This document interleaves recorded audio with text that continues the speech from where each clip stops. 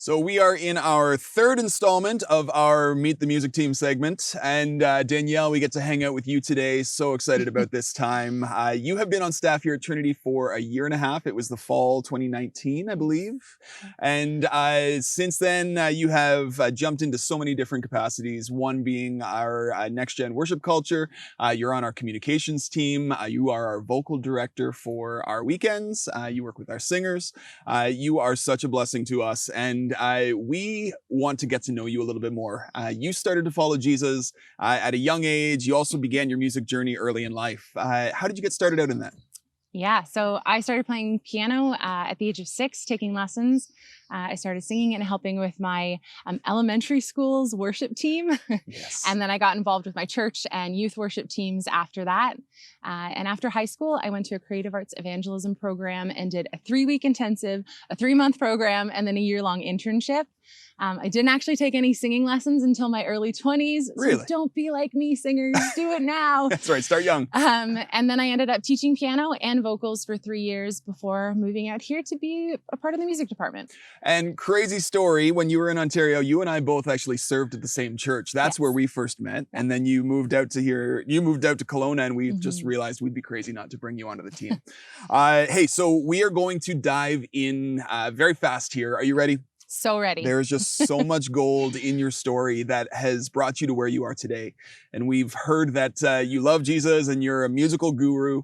But as a teenager, you faced some things that helped shape you into who you are as a person and as a worship leader. So would you tell us about that? Of course. So in high school, I struggled with a lot of anxiety and fear.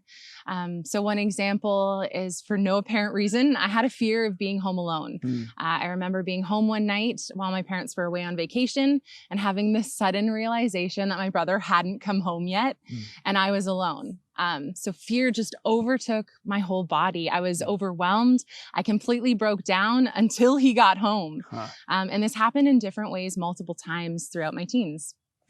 After a few years of that, I had an aha moment reading Proverbs 18, verse 21, where it talks about having the power of life and death in your words. And from that moment on, one of the things I decided to do was to say my prayers out loud. I prayed every night before going to sleep and thought, why would I not declare these truths out loud? Yeah. I found myself in those moments of being afraid, declaring truths out loud over myself, over my family, and singing out the name of Jesus. And not only to declare those truths for me, but to use them against the devil. In declaring that Jesus reigns in my house, that he is present, his angels are with me, and that there's no place for Satan to be there. I really took the time to think about the words that I'm saying to others, that I'm saying over myself, and especially the words that I'm declaring when I'm singing and leading people in musical worship. Yeah. The weight of words became such a real thing for me.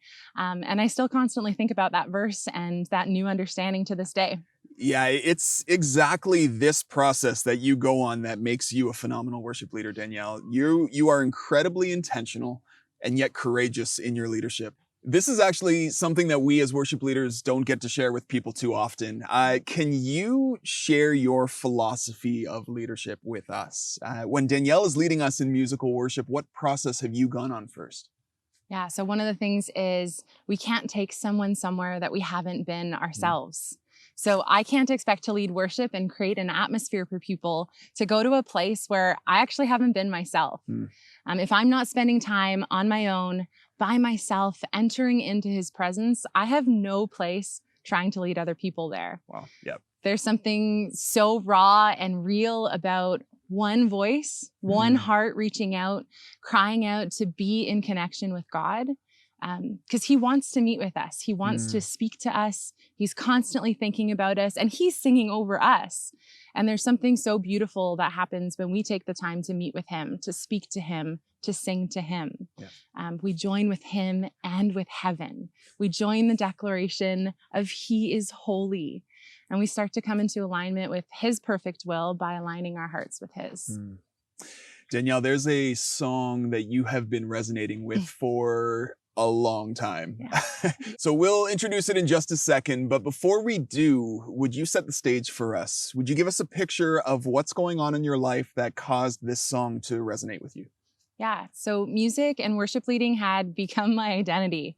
And about 3 years ago, I developed vocal nodules. Ugh. So vocal nodules are basically callus-like growths that develop due to ongoing friction between your vocal cords. So they caused my voice to become hoarse and raspy. I couldn't sing certain notes, and I went to a speech pathologist for speech therapy. I was so scared that I wouldn't be able to sing like I had been able to again. I really wrestled with the thought of if I'm never able to sing like I did before this happened, would I be okay with that? Wow. If I were never to vocally lead people in worship again, would I be able to come before God content in who He is instead of what I thought that He should allow me to do? And I didn't sing or lead music for over a year. And then last year, without going into specific details, it was a pretty tough year for my family. Multiple family members in tough legal battles. My grandmother passed away, and 3 family members were diagnosed with cancer. Wow. One, this was their second diagnosis as well. Oh man, okay, that's significant. So journeying through this season, there was a song, it's called The Story I'll Tell by Maverick City. And I would call it your life song. When we chatted yesterday, you called it your cry song. Yes. What does this song communicate to you? When I first heard it, it brought me back to the struggles with my voice, but it really hit me throughout the year last year. I think I've only listened to it once, maybe twice, without crying at this point. And I can't tell you how many times I've listened to it. Your Spotify daily playlist is pretty skewed at this point. Completely, absolutely. Right. I remember sitting on my couch listening to it and crying out to God and feeling hopeless and helpless that I couldn't be there for my family.